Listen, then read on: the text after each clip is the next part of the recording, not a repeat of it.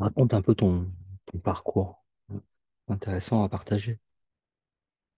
Mhm. Les, les moments clés dans ton parcours. Chronologiquement. Ouais, chronologiquement.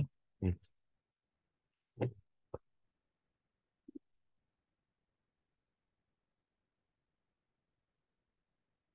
Mhm. Bon, ça a commencé il y a très longtemps.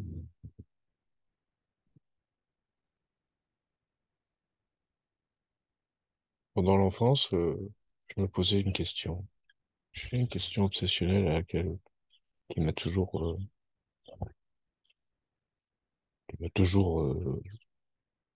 démangé. C'est pourquoi moi je suis moi et pas un autre. C'est un peu le starter en fait au niveau mental. Mhm.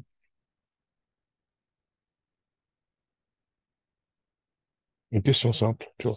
Je me souviens, c'est une question qui était extrêmement récurrente. D'avoir l'impression, enfin, en ayant vraiment l'impression que c'était impossible de répondre, mais pourtant, la question me jaillissait. Mhm.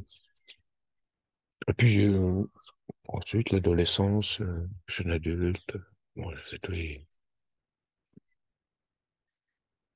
petits métiers, essayé de, comme tout le monde, en fait, tous les gens qui sont sur ce chemin, ils ont essayé tout ce qu'ils ont estimé possible et raisonnable de faire pour pouvoir rentrer dans le moule, qui a été accompli dans une certaine mesure. Et, mais j'ai toujours été intéressé par la spiritualité, pas tant par les religions, bien que j'ai eu une éducation religieuse et je me suis beaucoup intéressé au soufisme et à- aux messages communs qu'on pouvait rencontrer dans les trois livres. Alors, surtout essentiellement le message de Jésus tel que décrit dans la Bible et les évangiles et aussi en islam, auquel j'ai été plus ou moins éduqué quand j'ai vécu un petit peu au Sénégal pendant de 97 à 2000, 2001, 2001. Je suis retourné en 2008. Et ce qui s'est passé au Sénégal, c'était vraiment une recherche, comme un parcours initiatique. Vivre de tels contrastes, un tel contraste entre la vie française, et le conditionnement français de la République française et le conditionnement et les habitudes sénégalaises quand on vit vraiment dans la Médina à Dakar, tu vois, Mhm. entouré que de nids de cognole, que des... J'étais le seul blanc, en fait. Et je crois que ce contraste au Sénégal était vraiment un très grand choc. Il m'a donné une perspective différente par rapport à ce que je pensais. C'est-à-dire le contact avec la population, cette joie dans la simplicité et la pauvreté.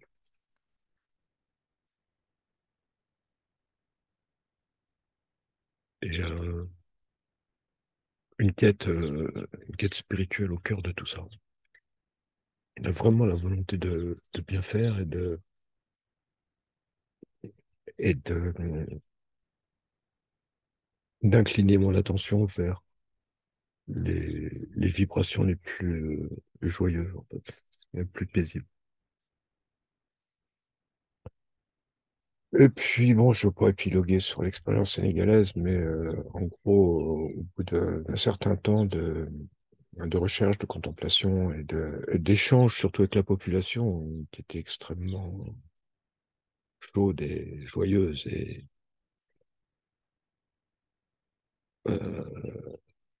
au bout d'un certain temps de vie avec cette ambiance africaine, dans cette ambiance africaine, il s'est passé quelques événements comme des expériences de dissolution, que j'appellerais comme ça maintenant, mais c'est quand la sensation du moi disparaît complètement et il reste plus qu'un seul grand oui,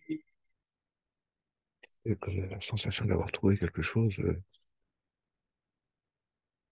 et que d'avoir enfin découvert tous les secrets de l'univers, quoi. Ça peut paraître un peu arrogant, mais c'était très très très court.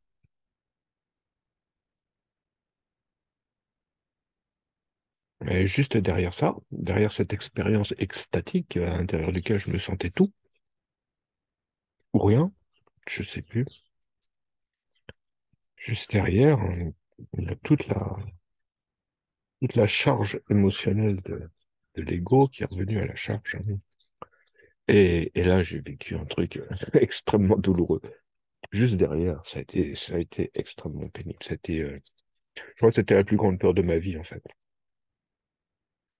Je me suis retrouvé dans un état de conscience extrêmement épouvantable, effrayant, abominable. C'était vraiment. Bref, c'est comme ça que je l'ai vécu, en tout cas. À tel point que pendant des années, pendant 3, 4 ans, je voulais même plus en entendre parler. Et puis après, progressivement, je me suis remis, je suis tombé sur Jiddu Krishnamurti, qui, qui a apporté mon attention sur l'observateur, l'observé et l'action observée. Et, et là a commencé vraiment le vif du travail, en fait.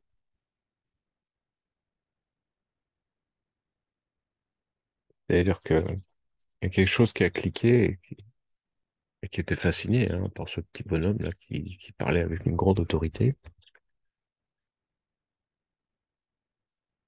et qui s'est chiné en fait à répondre aux questions en posant une autre question à laquelle on ne pouvait pas répondre. À chaque fois qu'on lui disait une réponse à sa question, il disait non, c'est pas ça, non, c'est pas ça, non, c'est pas ça.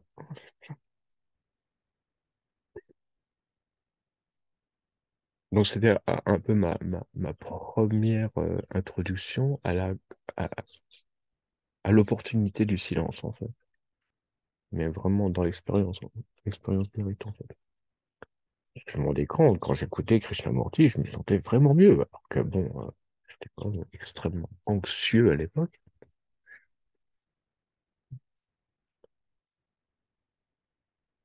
Et ça a duré quelques années de contemplation de l'observateur, de l'observer. Et aussi le fait de regarder la douleur d'une manière extrêmement neutre, avec beaucoup de consistance. Je suivais les indicateurs de Krishnamurti disant que si tu tiens ton attention dans cette douleur, si tu es complètement présent avec, elle disparaît. Et j'en étais à un tel point de désespoir après avoir cherché à droite à gauche des moyens de soulager ma souffrance, que je dis, ok, on va essayer. Par la force des choses, c'est-à-dire quand on se lève le matin, puis que franchement on se dit, oh putain, non, pas encore une nouvelle journée, là, j'en peux plus, là, comment je vais faire? Tu vois, ça, c'est les premières pensées du matin. Euh, Tu sens qu'il y a quelque chose qui est mûr, quoi. Donc, par la force des choses, j'ai commencé à regarder ma douleur dans une grande neutralité. Et ça l'a amplifié, évidemment, parce que je mettais mon nez dessus, mais...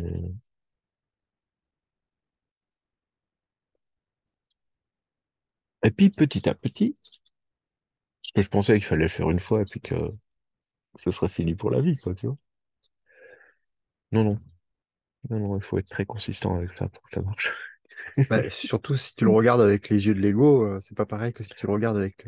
Ouais, tout à fait, je vois ce que tu veux dire. Mais là avec Krishnamurti, c'était vraiment euh, euh, ce que j'aimais beaucoup aussi dans cette découverte de Krishnamurti, parce que pour moi c'était tout nouveau, hein, c'était qu'il démettait systématiquement toute forme d'autorité,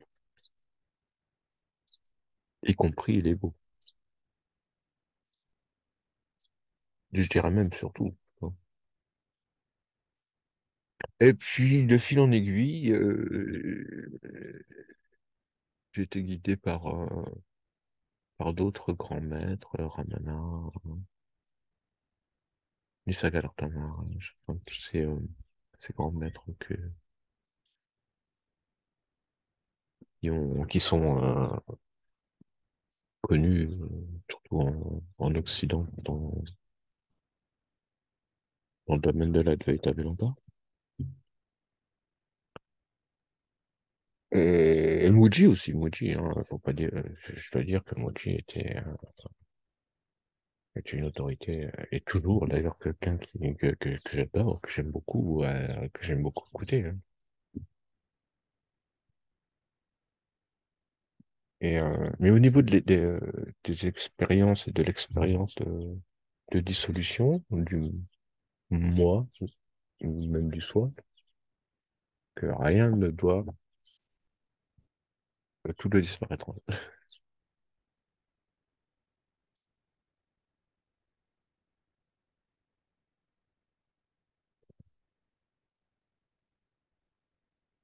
Il n'y a pas un moment en particulier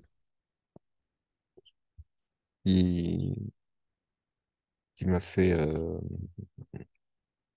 sentir que j'étais sur la bonne voie. J'avais l'impression d'y être toujours, tout le temps.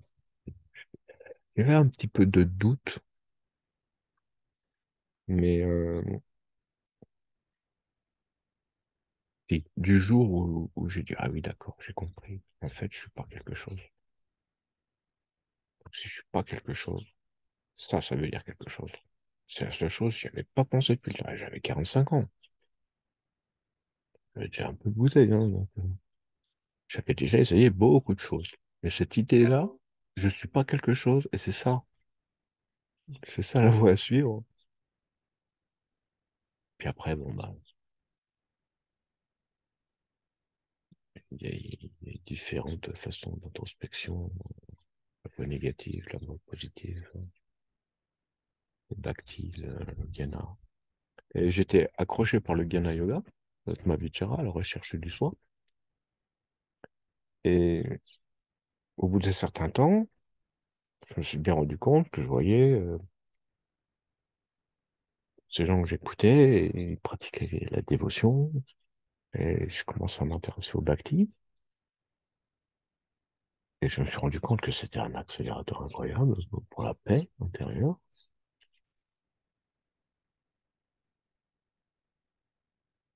Et voilà, petit à petit, c'est quelque chose qui est devenu de plus en plus paisible, de plus en plus serein,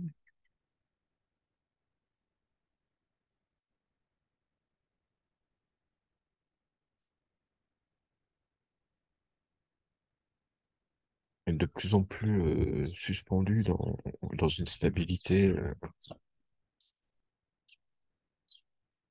dans un soulagement. Ben alors,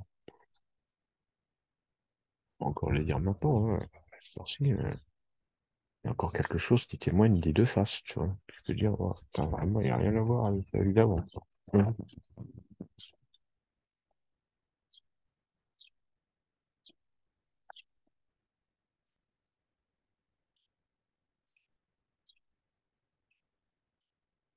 Donc, je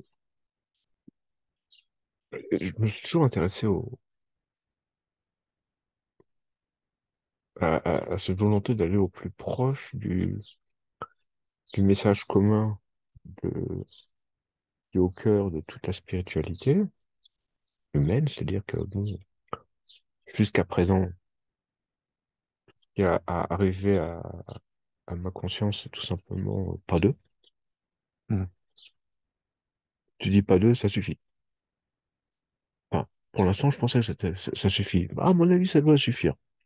Mais je viens de me rendre compte, depuis très récemment, qu'on pouvait peut-être regarder les choses d'une façon plus aussi non duelle, mais avec plus de,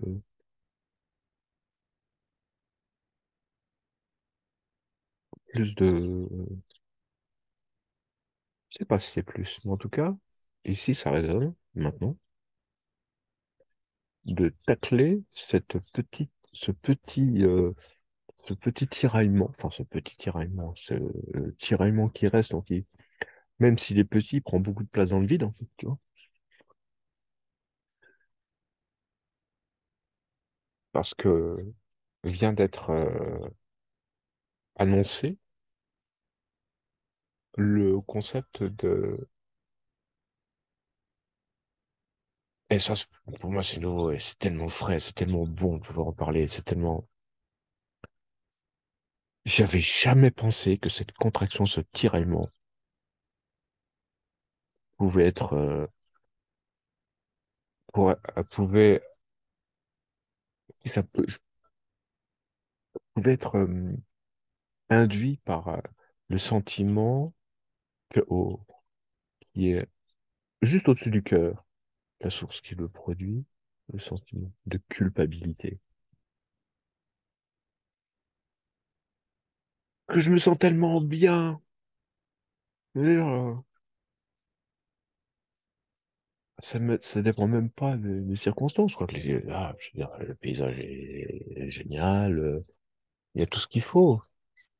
Mais que ce soit ici ou ailleurs, le sentiment de paix, il bouge pas, tu vois. Donc, au cœur de ce tiraillement qui persiste, et qui me donne l'impression d'être arrivé sur un palier, c'est pas vraiment une vraie explication. Je peux pas l'expliquer, en fait. C'est Non, pas mais pour ça moi c'est bref. compréhensible, hein. Et, et, Et- et j'ai l'impression, pour avoir écouté, comment ça s'appelle? Kenneth Wapnick depuis 72 heures pendant pas mal, pour, presque non-stop, en fait, hein, parce que je l'ai allumé sur mon téléphone en permanence. Euh, comprendre, dans un premier temps, intellectuellement et émotionnellement aussi, parce que c'est une connexion directe qui se fait, le- la puissance du sentiment de culpabilité. Et j'ai compris un petit peu, tu vois, j'aime bien en parler avec toi parce que c'est vrai que tu parles très bien du cours, et tu l'évoques avec des thèmes qui sont bien choisis, hein, je trouve, notamment ces derniers temps, sur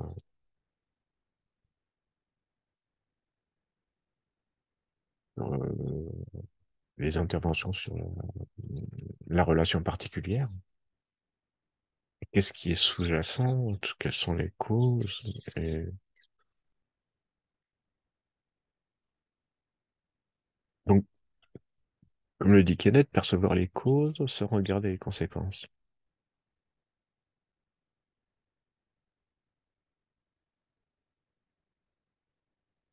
Et pour moi, c'est tellement nouveau que ça me laisse un peu sans voix. J'ai juste envie d'écouter et de suivre ce qui se passe, tu vois, non pas ce qui se passe, mais de profiter de cette bouffée comme un téléchargement de paix, tu vois. C'est pas vraiment une expression adaptée, mais Ah, Kenneth Wapnick, c'est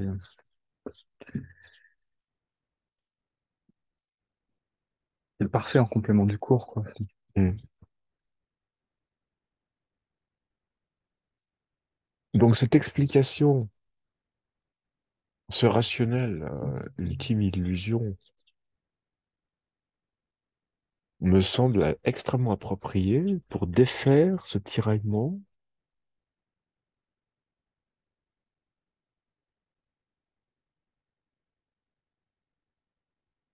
Il semble être à l'origine du fait que je ne connais pas ma beauté, pour boucler la boucle. Oui. Mais entre-temps, tu as lu aussi L'univers disparaîtra de Gary Renard. Oui, je l'ai lu il y a quelques mois. Mais à l'époque, oui, j'y reviendrai. De toute façon, c'est comme toutes ces lectures. Je sais que ça prend du temps à pénétrer, hein. Même le cours en miracle, moi, ça m'a pris des années, hein, à juste commencer à prendre la mesure L'enseignement. de la qualité de l'enseignement. Parce que j'ai toujours trouvé que le cours en miracle était merveilleusement bien monté. Et j'en ai jamais eu une lecture linéaire. J'ai beaucoup écouté un intervenant comme David Hofmeister depuis des années. Mhm, Donc j'aimais beaucoup écouter David Hofmeister. Et, mais là, c'est vrai, t'as mis le doigt sur Gary Renard et l'univers disparaîtra. Mais rien que le titre, tu vois. mhm. Rien que le titre, j'avais déjà beaucoup de travail, rien qu'avec le titre. C'est pas que je comprenais pas. Ouais, je vois très bien, il n'y a pas d'univers. Puis au bout du compte, au bout du compte, t'as qu'un éclat de rire, quoi. Ben oui. Euh, donc j'ai écouté, lu l'univers disparaîtra une fois, en entier. Et je dis, waouh, c'est vachement bien, tu vois. Puis j'avais pas ce. Puis je retournais à. Et là, ces 6 derniers mois, ce que j'aimais bien, c'est rester simplement tranquille, tout seul, quoi. Mhm, mhm. Sans rien dire, regarder 2, 3 vidéos sur Internet, et puis. Mais Puis il y a eu la cérémonie. oui, oui, oui, oui, oui, très belle cérémonie. Très, très directe, je dois dire.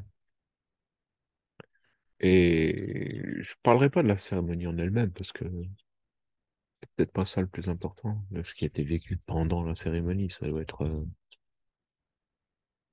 pendant la cérémonie, de ce que je me souviens, c'est que effectivement, c'était mon état naturel, mais bien amplifié, quoi. Et lui donnant accès vraiment à une sensation de silence et d'immobilité, euh, que je pense pas avoir déjà expérimenté en dehors de mon expérience africaine, tu vois. Mhm. Et le plus important, ce que je vois, c'est que ça m'a donné accès dans les jours qui ont suivi et jusqu'à maintenant, et je pense que c'est pas fini, c'est que, Ça fait 2 semaines à peu près. ouais, ça fait 2 semaines, c'est que depuis lors,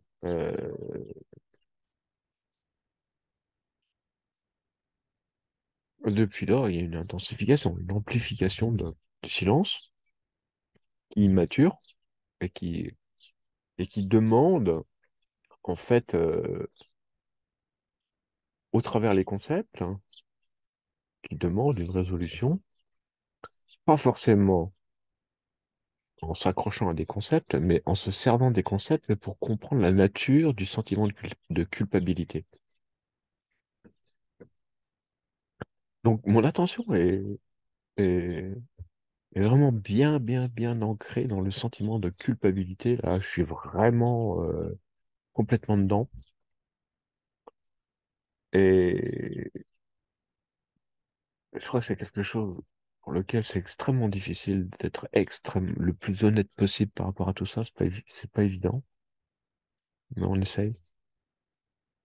Et la lecture de Kenneth et aussi d'Eric Nas, là, que j'ai découvert il y a très peu de temps. Le garçon, il est merveilleux.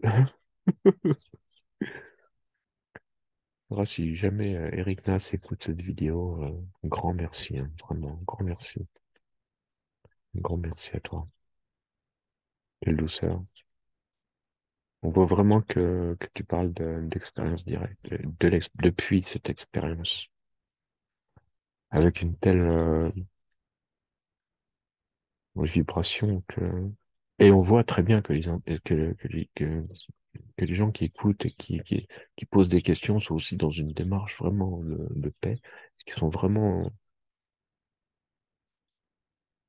Et puis même quand ils sont tous dans une démarche de paix, et ils ont on a tous des agitations mentales complètement différentes, mais plus ou moins voyantes et intenses. Mais ce guidage systématique, on dirait qu'il est très joli, très, très beau, très agréable. Donc oui, j'ai écouté les 50 principes, hein. Du coup, j'ai écouté les premiers chapitres du cours. Là, j'ai décidé, enfin, décidé, on va voir, c'est parce que quand je décide quelque chose, en général, ça va pas très loin, mais j'ai engagé une lecture linéaire du cours miracle, hein. Mais ce qui m'intéresse avant tout, c'est ce qui m'a motivé à revenir au cours pour essayer pour m'en infuser, c'est cette relation particulière que l'on entretient avec quoi que ce soit, qui est tout à fait lié aussi avec la tentation de créer un truc en dehors de Dieu, ou apparemment dans une relation particulière avec quelque chose, un arbre, tu vois, une fille, un chat, ou n'importe quoi, et croire qu'on va trouver quelque chose à l'intérieur de cette relation particulière. Et, euh, et, et, et, et, systématiquement, ce que je remarque, c'est que on a tendance à se sentir encore mieux quand on entre en relation avec une fleur, avec une fille, avec n'importe quoi, avec, et ce que je viens de comprendre, en fait, c'est que il se pourrait bien qu'il y ait un- en fait, que cette relation particulière puisse soulager suffisamment la contraction de la culpabilité pour pouvoir ressentir de la joie à l'intérieur d'une relation particulière, et c'est ça la haute trahison, en fait. Mhm. T'as bien mis le doigt dessus. Mm. Merci. Merci de nous le présenter aussi bien éclairé. Voilà. Donc, et là, je le vois avec toutes les relations particulières qui sont entretenues depuis le personnage, et je me dis, waouh, je vois bien comment ça se... Là, je vois je commence à voir ce qui se passe. C'est-à-dire que, Ça cherche en dehors de soi. voilà, ça cherche inconsciemment en dehors de soi, en fait. Ouais. Et euh, c'est toujours douloureux, parce que c'est un truc qui va et qui vient. Pour que ce que je suis est l'amour éternel, au-delà de toute conception de l'espace et du temps, la relation particulière crée une adhérence à l'intérieur, comme une espèce de loupe accrochée avec un hameçon, qui tourne en rond, qui tourne en rond, qui tourne en rond, jusqu'à un certain temps, jusqu'à l'épuisement, jusqu'à la douleur. Et après, on passe à autre chose, hein, encore une autre. Mhm. Le pognon, une famille, euh, des enfants, une belle maison, euh, un super lieu de vie. Et c'est pas là-dedans. C'est pas le nom.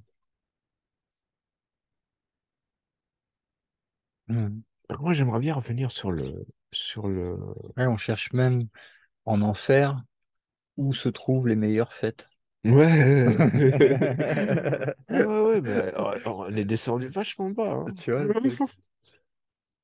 Enfin, bah. Bah, et c'est normal, hein, on passe tous par là. Ah ouais. Donc, Et de toute façon, c'est pas réel, donc il n'y a ouais. pas de jugement.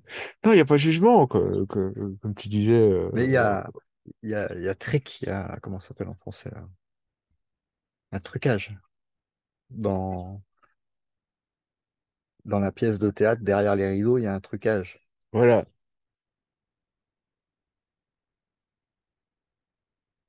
Donc, ce trucage, l'identifier, un petit peu comme si on croyait qu'on était dans un film d'épouvante, un film d'horreur. Et puis, euh, et puis, tu vois le massacre à la tronçonneuse, tu sais. Tu vois le mec qui arrive avec sa tronçonneuse et son masque qui va un gros suspense et qui essaie de rentrer dans la pièce à l'intérieur de laquelle la fille hurle et tout. Et puis à un moment, quand tu ouvres la porte, tu vois une caméra puis un micro. Tu sais. Mhm. Et à ce moment-là, tu dis ah ben attends, qu'est-ce que c'est que ce Beans? Tu vois les trucages qui sont passés dans le champ en fait, de la Voilà, visuelle. voilà, voilà. Et en fait, c'est l'inconscient qui passe au niveau de la conscience. Ouais. C'est quoi ce truc? Comme si tu vois les ficelles qui sont tirées derrière. Mm.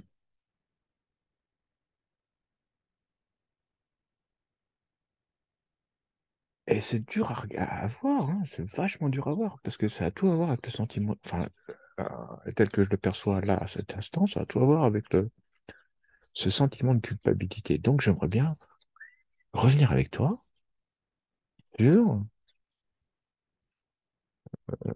ce qui a été compris là depuis quelques temps, sur les causes, enfin la cause de ce sentiment.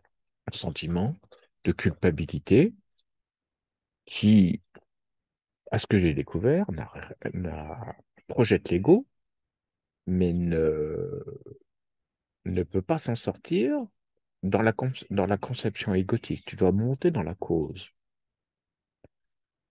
Et ce que j'ai trouvé très intéressant ces derniers temps, c'est la considération de l'ego universel, c'est-à-dire qu'on a tous le même. Ça, c'est vachement bien, très pratique, je trouve. C'est-à-dire que j'ai pas un ego différent des autres, que mon ego, il est universel. Ça pose un cadre différent à, par rapport à la gnose de l'Advaita Vedanta, quoi, tu vois. Quoique l'Advaita Vedanta a une L'ego, c'est. façon, a aussi sa façon de l'évoquer de cette façon-là, mais je sais pas pourquoi, mais ça sort comme ça, quoi. Non, mais quand c'est mieux compris, c'est plus facile. Ça évite de se faire des nœuds là où il n'y a rien. Mhm. Mhm. Ouais, ouais. Donc, c'est tellement facile aussi. C'est- L'ego, c'est un système de pensée, un peu comme une intelligence artificielle, si Ouais. vous voulez. Un Mhm. système de pensée qui serait issu de l'idée qu'il y a autre chose que Dieu. Ouais. Et cette idée étant crue, ça donne une chimère, un rêve Un rêve. qui est le fantasme, qui est autre chose que l'infini, autre chose que la perfection de Dieu, autre chose que le ciel éternel. Et donc, ça projette un monde de, OK, à l'opposé du ciel, Mhm. avec la dualité. Et c'est clair que quand tu comprends mieux les mécanismes qui ont conduit en fait à la descente, c'est pas une descente, mais ça se présente conceptuellement comme ça, de voile en fait, l'illusion, et que la culpabilité qui est projetée en fait dans le monde, c'est-à-dire c'est pas moi, c'est l'autre, je suis la victime, Mhm. Ça, c'est au niveau de la conséquence, hein. c'est-à-dire le jugement Mhm. du bien et du mal, qui conduit à la, à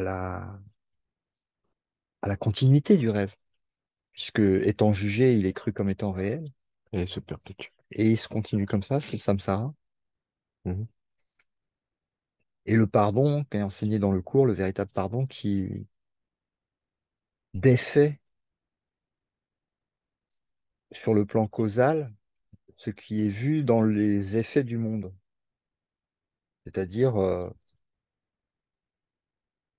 tout ce qui pourrait porter à jugement a priori ou à une émotion quelconque, avec un regard qui voit en fait l'illusion pour ce qu'elle est et qui nie ce qui n'est pas de l'amour, Mhm. immédiatement dissous dans la présence, il n'y a même pas de passé, il a disparu, Mhm. et qui ne voit que ce qui sont des pensées d'amour. Mhm.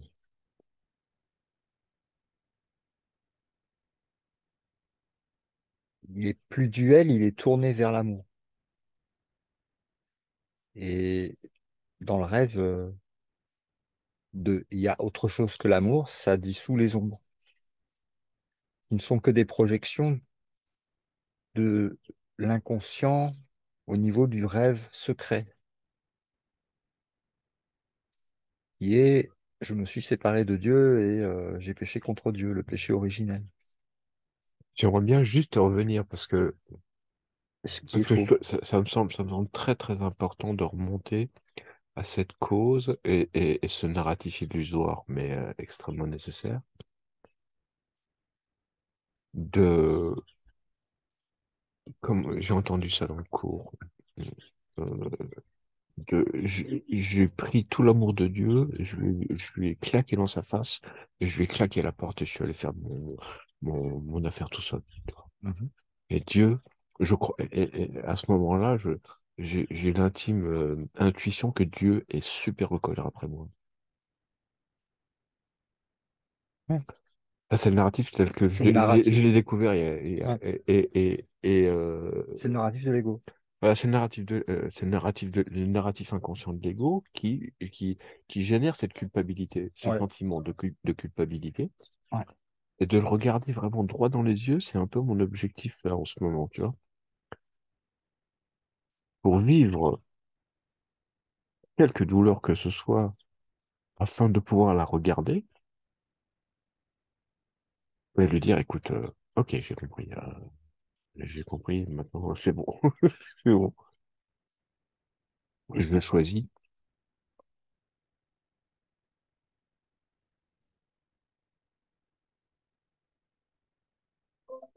je choisis, La voix du Saint-Esprit. je choisis la voie du Saint-Esprit, qui est déjà là, en fait, qui est tellement ressenti depuis si longtemps que ça semble, Lui, il y a pas de doute, quoi, tu vois. j'essaye pas de le faire moi-même, je lui laisse faire son job. Voilà, voilà, dissous-moi en toi, et puis, C'est juste un lâchage de l'habitude du faiseur, ouais, et surtout de du concentrer penseur, et concentrer l'attention aussi ouais, c'est du l'habitude croyeur. du penseur qui pense, quoi, de celui qui croit penser et penser, quoi. C'est une boule, un sac de tiraillement et d'identification à la sensation, qui, bien que un peu lourde, euh, en demeure incomparablement exaltante et exultante, en fait, tu vois. C'est la tentation. Et cette tentation-là m'apparaît un peu comme dernière des tentations du moment, en fait, hein. Je peux pas dire que ce soit ma dernière tentation, ce serait vraiment très bien. Quoique c'est une question de choix aussi. Et au cœur de ce tiraillement qui est un peu comme un panari au doigt qui soit bien mûr, tu vois, t'as juste simplement à appuyer un petit peu, puis après ça fait bien mal. Mais tu sais que tu as toute la merde qui ressort et que ça va pouvoir se guérir.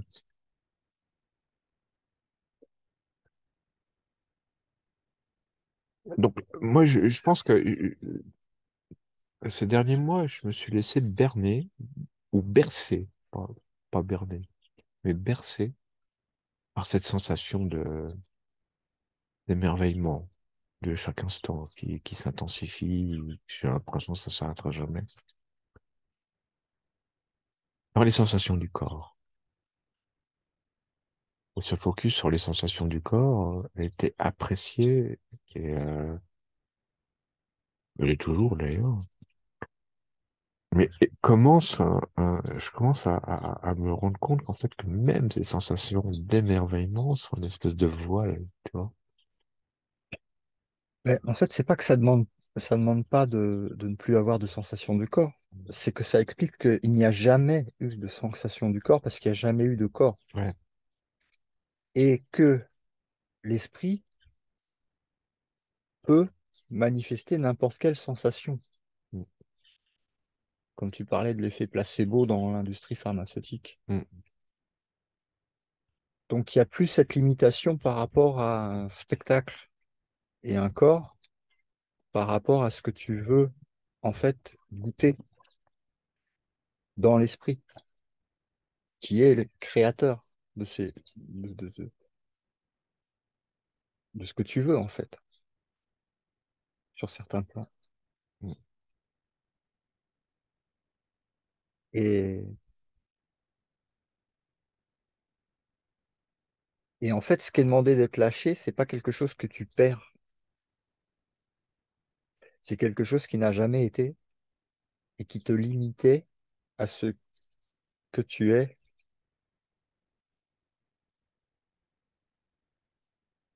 ce que tu peux faire en tant que créateur. Mhm. Alors, pas dans l'illusion, bien sûr. Voilà, il y a encore une confusion ici, hein, pour moi, pour le moi. Il y a encore du jus dans le moi, je sens bien. Mais il est beaucoup plus gênant qu'il apporte du, ou alors le seul grain à moudre qu'il apporte, c'est simplement pour être moulu Il n'y a que Dieu. et transformé en pain. En réalité, il n'y a que Dieu. Mhm. Ouais. Je crois qu'il y a un seul truc du rêve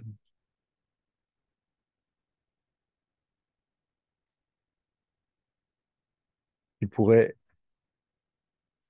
être au-delà de Dieu, de ce Non, qu'il peut non, non, faire. absolument pas, Donc, absolument pas. donc il y a plus de raison de, il n'y a pas de perte en fait. Mais par contre, le scénario de l'ego, lui, il joue sur la perte. Il joue sur le sentiment de perte, de mort, de disparition, Mhm. de sacrifice, donc de perte. Mhm. Et le manque. Ce Mhm. sont que des mensonges. Ouais. Après, tourner ton, ton attention, ton oreille vers la voix qui parle par le Saint-Esprit. Ouais. C'est-à-dire que rien de ce qui est perçu, quoi qu'il en soit, n'est la réalité. Et ça, c'est vrai que c'est un indicateur qui me suit depuis très longtemps, qui m'a toujours bien servi sur la voie sans voix. Et rien de ce qui bouge n'est vrai. En fait.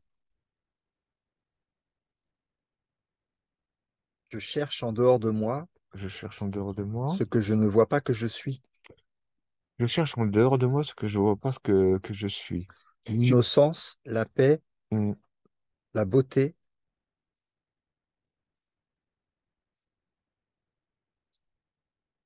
Mais tu vois bien, c'est une tendance. C'est une tendance, c'est comme une mémoire qui revient. Parce que je peux te dire que Ouais, mais qui la croit? bah, disons que je pense pas qu'elle soit vraiment crue, parce que si j'étais timide, enfin, si le personnage était timide, ce que j'ai pu expérimenter et voulu transcender au cours des années, parce que j'ai quand même presque 60 balais, quand même. Euh, il y a toujours eu un combat, en fait, pour montrer une image. Voilà, c'est ça.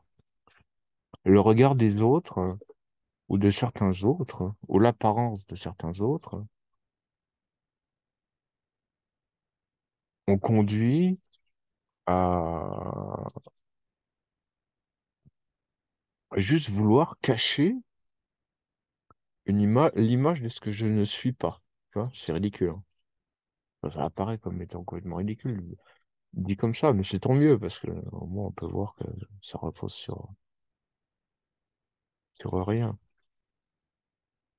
Mais j'essayais tout simplement, en fait, de faire la connexion entre cette, ce sentiment qu'on peut appeler une peur subtile de, de ne pas montrer l'image du personnage, avec la découverte que j'ai faite ces derniers jours sur l'importance, en fait, d'éclaircir les causes de la culpabilité et de découvrir l'amour qui sous-tend et qui nourrit cette culpabilité pour lui faire prendre un autre choix, lui faire faire, ou en tant que soi, en tant que je, qui est redécouvrir la beauté de ce que je suis, que j'expérimente, hein, sincèrement, je peux pas dire que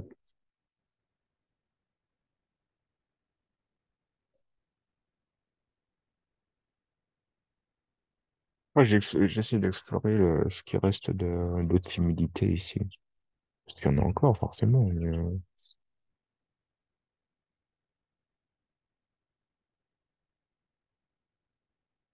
pense que, vu que l'idée source, en fait, l'idée source de cette projection de l'ego universel est le sentiment de culpabilité au niveau causal. Donc, c'est un sentiment qui, enfin, je vois ça comme un fouet et qui au bout de l'onde de la corde, t'as comme un claquement dans l'identification à l'illusion du corps. Tu vois?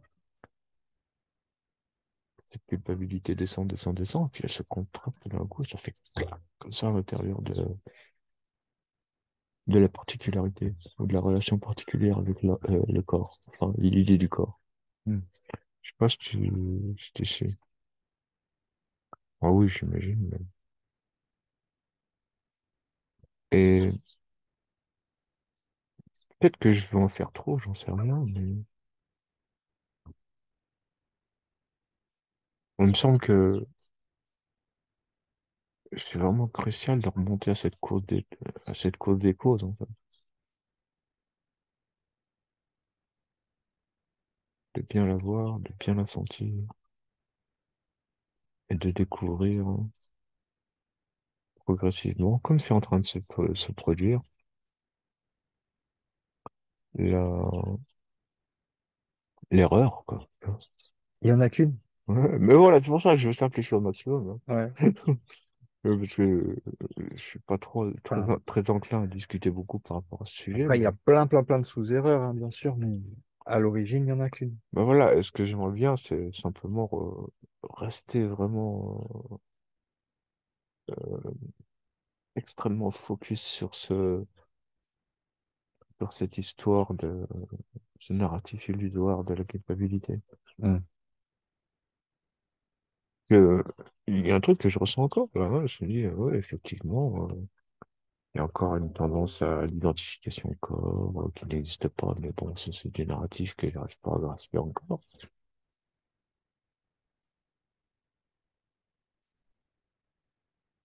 Que je n'ai pas de corps, je ressens des trucs, mais je ne sais pas ce que je ressens. Alors, qu'est-ce que je suis?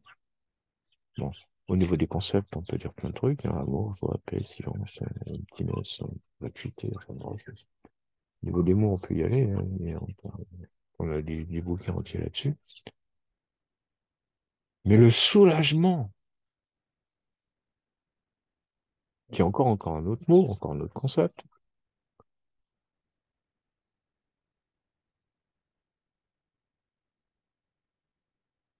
En fait, ça se dissout par soi-même, ça n'a rien à voir avec moi.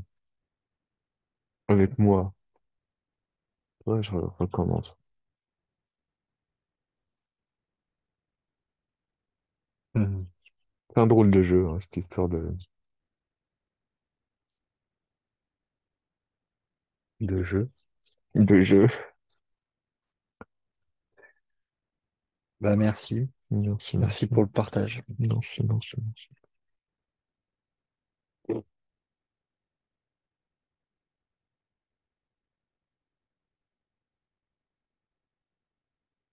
Il y a des stages qui sont organisés pendant tout l'été jusqu'au mois de novembre. Mhm. Vous les retrouvez sur lumièresurgaia.com. En haut, il y a un bandeau qui rappelle des dates et plus d'explications. Et puis, bah, bonne route. À très très bientôt. Ciao. Ciao!